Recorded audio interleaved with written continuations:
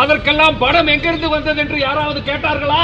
ஆளும் அரசும் நம்மை லஞ்ச ஊழலுக்கு தள்ளுகிறது. இவர்களுடைய இந்த தீய எண்ணத்தை முறியடித்தே ஆக வேண்டும். எதற்காக இரவு 8 மணி வரை இவர் ஆய்வுக் கூட்டத்தை நடத்துகிறார்?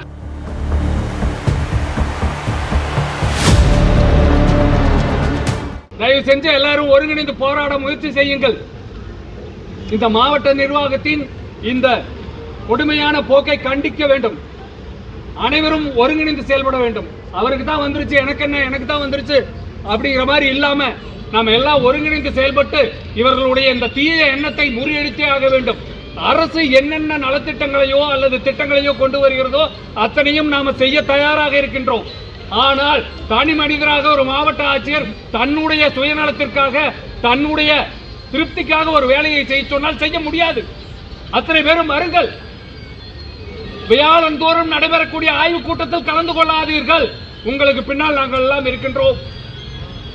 எதற்காக இரவு 8 மணி வரை இவர் ஆய்வுக் கூட்டத்தை நடத்துகிறார்?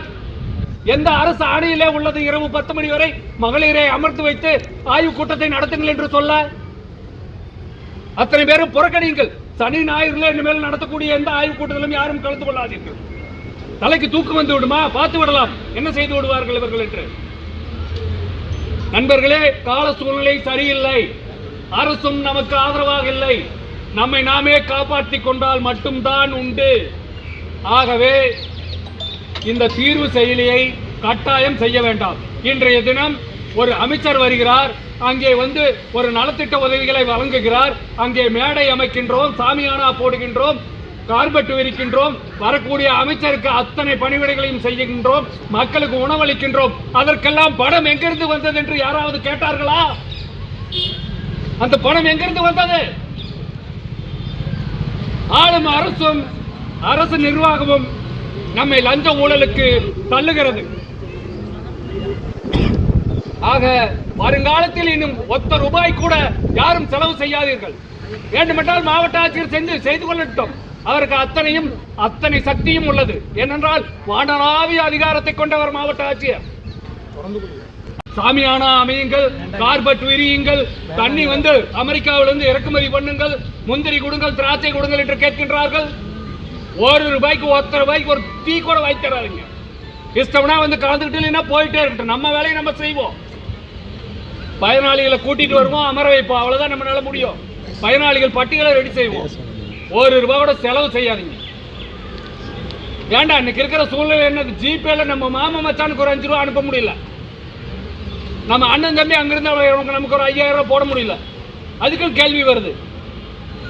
ஜிபேலையும் பணம் அனுப்பக்கூடாது, பணம் வாங்கக்கூடாது, பாக்கெட்லயும் பணம் வச்சிருக்க கூடாது. நடுவழியில் ஏதாவது பிரச்சனைனா அப்படியே அந்த இடத்தையே கிடந்து சாக வேண்டியதான். இதுதான் நிர்வாகம். 50 ஆண்டுகளுக்கு முன்னால் வந்த சட்டங்களை இன்னும் வைத்துக் கொண்டு நம்மை உயிரோடு கொன்று கொண்டிருக்கிறார்கள். எந்த அரசு வந்தாலும் அரசு ஊழியர்களை வஞ்சிப்பதையே ஒரே நோக்கமாக கொண்டு செயல்படுகிறார்கள். ஆகவே நண்பர்களே, நாம் அனைவரும் உஷாராக இருக்க வேண்டிய காலகட்டம். எனவே அனைவரும் ஒருங்கிணைந்து செயலாற்றுங்கள். இங்கே வில்லேஜஸ் சென்டர், நான் விஓஓ, நான் தாசில்தார் அப்படின்னு பிரிச்சு பார்க்காதீங்க. நம்ம எல்லாமே ஒண்ணுதான். கஷ்டங்கிறது எல்லாத்துக்குமே ஒண்ணுதான். இப்ப வந்திருக்கிற அந்த தீர்வு செயலி நம்மை தற்கொலைக்கு தள்ளக்கூடிய ஒரு செயலி. ஆக இதை கட்டாயம் நாம் புறக்கணித்தே ஆக வேண்டும்.